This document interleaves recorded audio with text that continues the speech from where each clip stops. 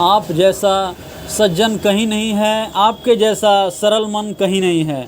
आपको हम विदा कर दें मगर सीनियर जैसा धन कहीं नहीं है। आज इसी क्रम में आज सरस्वती शिशु मंदिर श्री कृष्ण नगर औरंगाबाद विद्यालय परिसर में आज सेवानिवृत्ति पर अभिनंदन समारोह का आयोजन किया गया, जिसमें आचार्य श्रीमती रीता कुमारी सिन्हा जी की अभिनंदन समारोह रखा गया था। इस अवसर पर उपस्थित महानुभावों में विभाग प्रमुख श्रीमान उमाशंकर पोद्दार जी, स्थानीय सचिव श्री मदन मोहन पाठक जी, स्थानीय समिति के कोषाध्यक्ष श्री अरविंद कुमार, प्रधानाचार्य आशुतोष कुमार सिंह, समिति सदस्य श्रीमती आशा सिन्हा जी, समिति सदस्य श्री रंजय अग्रहरी जी, आचार्य श्रीमती रीना कुमारी, श्रीमती सुषमा कुमारी, श्रीमती रंजिता सिन्हा, श्रीमती श्वेता सिन्हा, श्रीमती खुशबू कुमारी, आचार्य श्री अजय कुमार शर्मा, श्री सत्येंद्र कुमार जी, श्री जीवन ज्योति कुमार, श्री दिलीप कुमार जी, कर्मचारी जितेंद्र कुमार शर्मा, श्री चंद्रावती देवी इत्यादि काफ़ी संख्या में जो है आचार्य लोग जो है यहाँ उपस्थित रहे। और यह जो अभिनंदन कार्यक्रम है अपने आप में यह दिखाता है कि शिक्षक का सम्मान जो है वो किस प्रकार करना है। आज सरस्वती शिशु मंदिर में इस चीज़ को दिखाया गया, क्योंकि शुरू से ही शिशु मंदिर जो स्कूल है वो लगातार बच्चों को जो है वो संस्कारपूर्ण शिक्षा देती आई है। और आज इसी क्रम में शिक्षक को भी अभिनंदन समारोह कर यह जता दिया और उन्हें इस बात का कभी भी मलाल नहीं रहने देगा कि वे आज इस चीज़ से विदाई ले रहे हैं, बल्कि उनका अभिनंदन किया जा रहा है। जो उसी क्रम में सबसे पहले वहाँ भारत माता सरस्वती माता को आज वंदन किया गया और सभी लोग जो है उन्हें माला पहनाएं। उसके बाद यहाँ इस कार्यक्रम की शुरुआत की गई। कार्यक्रम की शुरुआत में जैसा कि आप देख पा रहे हैं सभी लोग जो है आज श्रीमती रीता कुमारी आचार्य जो हैं उनके बारे में जो है वो सारा कुछ एक दूसरे के बारे में चर्चा की और बताया कि जीवन साकार कैसे होता है और जीवन में जब जीवन में अच्छा गुरु मिलते हैं, अच्छा गुरु की जब विदाई होता है तो हर कोई दुखी हो जाता है, क्योंकि माना कि ये दौर बदल जाएंगे मगर आप जाएंगे कोई और आ जाएंगे, मगर आपकी कमी हमेशा याद रहेगी, हम आपको पल भर भी न भूल पाएंगे। आज यही बातें जो है सभी लोग जो आए हुए अतिथि थे सभी लोगों ने बारी बारी से इस चीज़ को बताया।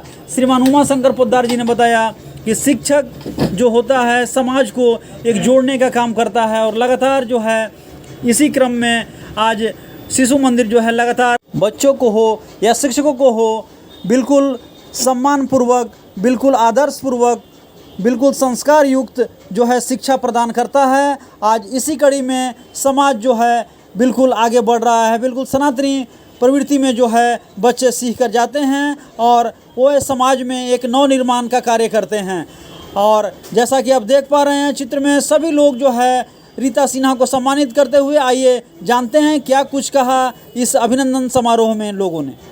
मैं यहाँ जब से ज्वाइन की थी उस समय अपने छोटे पुत्र को पढ़ने के लिए यहाँ ज्वाइन की थी। इस समय मेरे पास पैसे नहीं थे कि मैं स्कूल फीस दे सकती हूँ। मैं यही कही थी बजरंगी से कि मैं यहाँ पढ़ाऊँगी और मेरे बच्चे को फिर पढ़ेंगी। आज माँ सरस्वती की आशीर्वाद मेरे ऊपर है। मैंने यहाँ तन मन से जो है अपना पूरा समर्पण दी हूँ, जिसके आशीर्वाद से जो है मैं अपने बच्चों को पढ़ा सकी हूँ। जिस तरह से अभी विभाग को कहानी सुनाई वही कहानी मेरे ऊपर भी है। मेरे बच्चे भी 10 साल से नौकरी कर रहे हैं और कहते थे कि अब छोड़ दो मम्मी, बहुत मेहनत कर रही हूँ, वहाँ बहुत मेहनत करना पड़ता है। लेकिन मैंने उससे बार बार यही कही कि तुम आज जो यहाँ पहुँचा है सो उन्हीं के आशीर्वाद से, शिशु मंदिर का ही आशीर्वाद से। मुझे तो लगता है कि यहाँ जो है अपने तन मन से काम करेंगे तो उसका आशीर्वाद तो सरस्वती माँ जरूर देंगी। तो माँ सरस्वती का आशीर्वाद जो मिल जाता है तो और कुछ नहीं चाहिए। कहीं भी आदमी जो है कोई भी काम करता है बहुत पैसा कमा लेता है, बहुत बड़ा घर भी बना लेता है, केवल सुखी के लिए, अपने परिवार के लिए। मेरे पास कुछ नहीं है, ना पैसा है ना घर है, क्योंकि मैं बहुत खुश हूँ, मेरा परिवार भी बहुत सुखी है। यहाँ के जो भी कार्य हुआ मुझे बहुत अच्छा लगता था, चाहे शारीरिक हो, वंदना हो, घोष हो, मैं सबका प्रशिक्षण ली।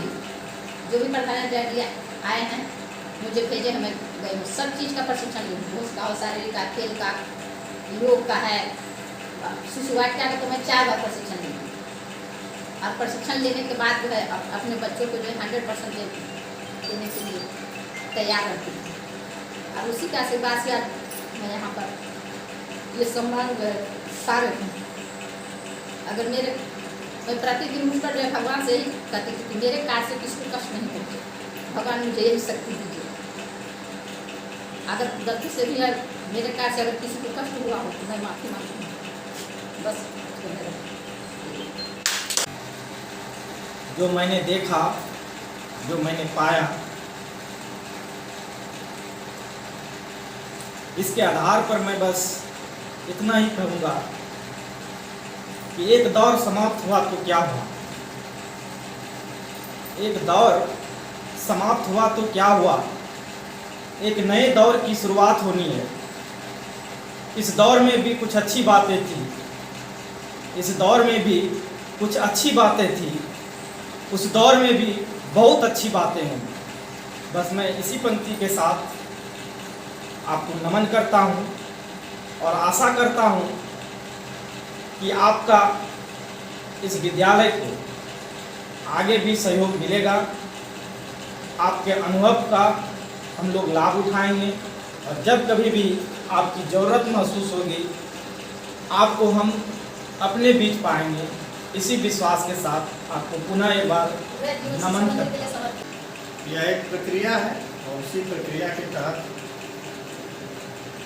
आज दीदी जी अवकाश प्राप्त कर रही है। परंतु जैसा कि सचिव महोदय ने कहा कि शिक्षक जो है वह कभी सेवानिवृत्त नहीं होता, वह आजीवन शिक्षक बना रहता है। और शिक्षक के जैसा प्रतिष्ठित पद इस पृथ्वी पर कोई दूसरा पद नहीं है। जब हमारे द्वितीय राष्ट्रपति भारत के एस राधाकृष्णन जी से पूछा गया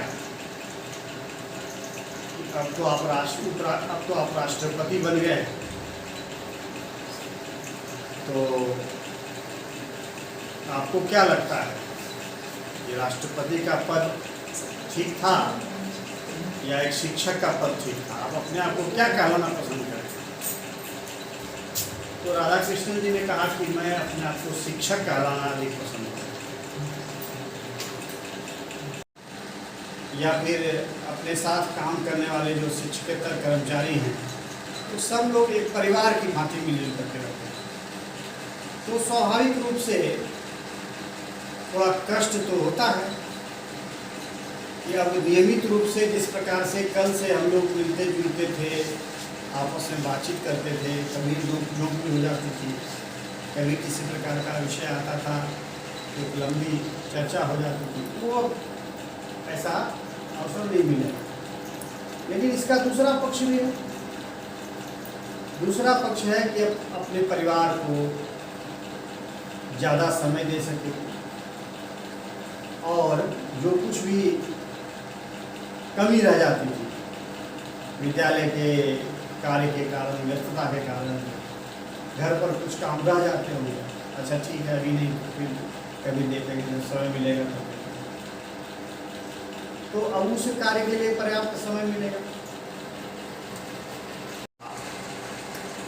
तो सफलतापूर्वक आपने पूर्ण किया, ये बहुत बड़ी बात है, क्योंकि ये समय 27 साल का समय कोई कम नहीं होता, परंतु यह समय हंसते खेलते किसी प्रकार का किसी से कोई वाद नहीं होना, किसी प्रकार की कोई परेशानी, किसी को कष्ट नहीं देना, सबके साथ मिलजुल करके और एक परिवार भाव के साथ इतना समय भी बिता लेना, ये बहुत बड़ी बात है। पूर्ण कर रही बहुत बड़ी उपलब्धि। जीवन में एक जो व्यक्ति का उद्देश्य होता है प्रत्येक व्यक्ति का अपना एक लक्ष्य होता है, एक उद्देश्य होता है जीवन का। जीवन में हम क्या करने वाले हैं आगे बढ़ करके।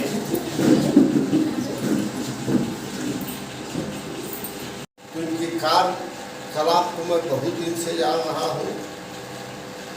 एक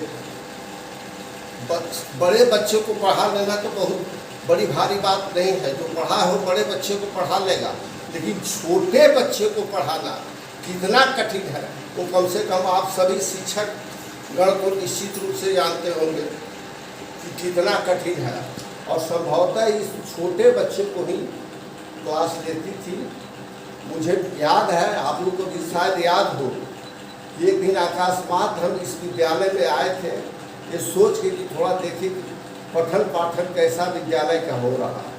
तो मैं जब उनके कक्षा में गया था तो मैं देखा कि बहुत ही तन्मयता के साथ पढ़ा रही है। हम लोग गए क्लास में, ये इनको अनुभव भी नहीं हुआ कि कोई क्लास में आया है, और मैं वहीं पर रुक गया और इनके पढ़ाने का तौर तरीका मैं देखा। बच्चे के साथ स्वर ये बोल बोल करके पढ़ा रही थी और इनके पढ़ाने का तौर तरीका बहुत ही हमें अच्छा लगा। विद्यालय आपका है, विद्यालय से आप ये न समझे कि हमारी विदाई हो गई है, ये परंपरा है। उस परंपरा के अनुकूल आपको यहाँ से विदाई किया गया है, सम्मान दिया गया है, लेकिन विद्यालय आपका है। जब चाहे आप आ सकती हैं, मिल सकती हैं, लोगों को अपना विचार दे सकती है। लंबे समय से हम लोग एक साथ रहे और कार्य करते। रीता दीदी जी का जितना भी अच्छाई कहा जाएगा वो कम हो, क्योंकि इनका सबसे बड़ा गुण एक ये था, इसी के बात पर इनको कोई रिएक्शन नहीं होता था। और भले मन से उस व्यक्ति को समझा देती थी। ये सब देखकर ऐसा लगता था कि इनके जैसा स्वभाव बहुत कम लोग को ही प्राप्त हुआ हो। सुमन स्वागतम स्वागतम आपका स्वागतम।